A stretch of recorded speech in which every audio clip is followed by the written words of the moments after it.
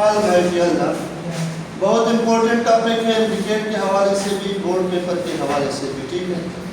तो muscle contraction and relaxation से पहले अगर हम मसल सेल के बारे में जाने तो चाहूँगा।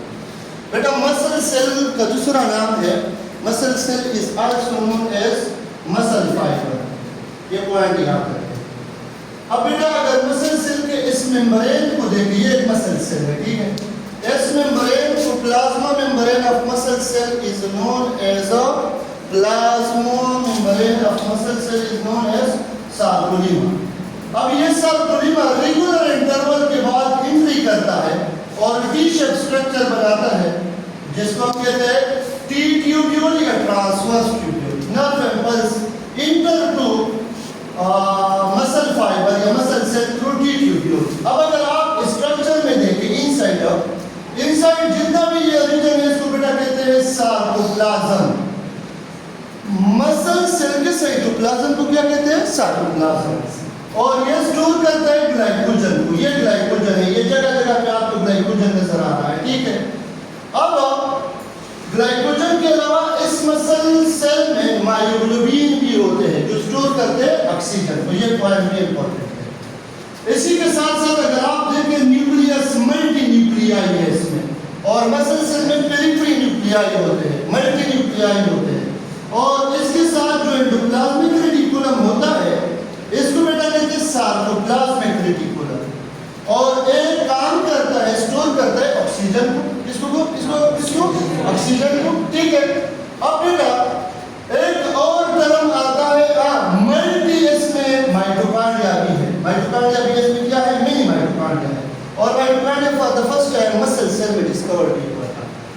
अब दो सार्कोप्लाज्मिक रेटिकुलम और एक टी ट्यूब्यूल को कलेक्टिवली क्या कहते हैं? ट्रायड कहते हैं। क्या कहते हैं? ट्रायड। अब बेटा इसका जो स्ट्रक्चर है इनसाइड, वो तो हमने पढ़ा था कि मसल सेल बना है मायोफाइब्रिल से, और मायोफाइब्रिल में क्या मौजूद है? क्या मौजूद है? सार्कोमेर। और सार्कोमेर कंट्रैक्टाइल यूनिट है। The distance between two successive Z line is known as one sarcomere. अब ये क्या करते हैं, किस तरह होते हैं? एक तो हमने ये भी कहा था कि ये तीन और थिक फिलामेंट से बने हैं। ये ब्लैक कलर जितना भी आपको नजर आ रहा है ये सारे तीन फिलामेंट है, ठीक। अब मसल कंट्रैक्शन और रिलैक्सेशन की बात जब आ जाए, मसल का तो एक ही काम है केमिकल एनर्जी को मैकेनिकल एनर्जी में कन्वर्ट करना, और ये कंट्रैक्शन और रिलैक्सेशन करता है, ठीक है। अब देख ये कंट्रैक्टेड फॉर्म है, इसमें क्या होता है? यहाँ पे बेटा याद रखें ये एक्टिन पे किसकी साइट है? मायोसिन बाइंडिंग साइट है। यहाँ पे मायोसिन बाइंडिंग करता है।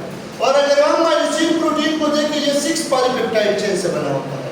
इसमें एक टेरे और 2 ग्लोबुलर हेड है, और यहाँ पे एटीपी बाइंडिंग साइट होता है। क्या होता है? ATP binding site. अब बेटा जो 3 फिलामेंट है वो 3 चीजों से बने, एक्टिन, प्रोपोलिन, ट्रोपोमायोसिन।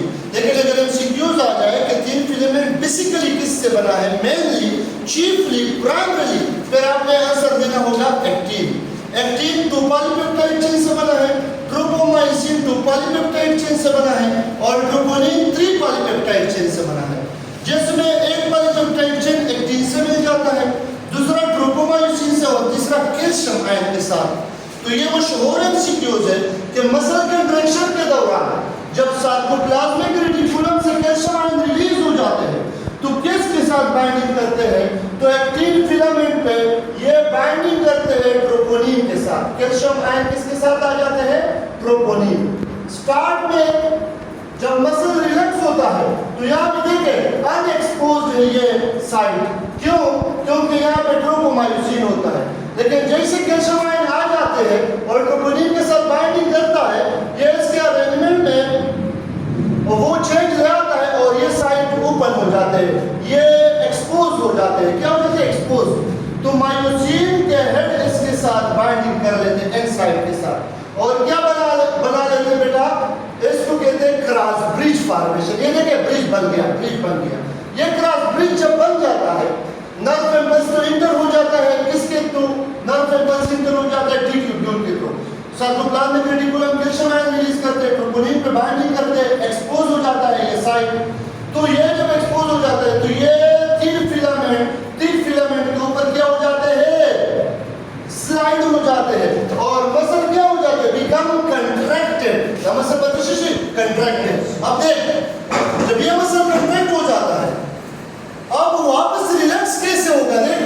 रिलैक्स कैसे होगा? जो नर्व इम्पल्स आ रहा था वो रुक जाएगा, स्टॉप डाउन। कैल्शियम आयन वापस साइटोप्लाज्मिक रेटिकुलम में रीएक्युमुलेट हो जाएंगे, क्रॉस ब्रिजेस टूट जाएंगे। देखिए यहाँ पे क्रॉस ब्रिजेस खत्म हो रहे हैं।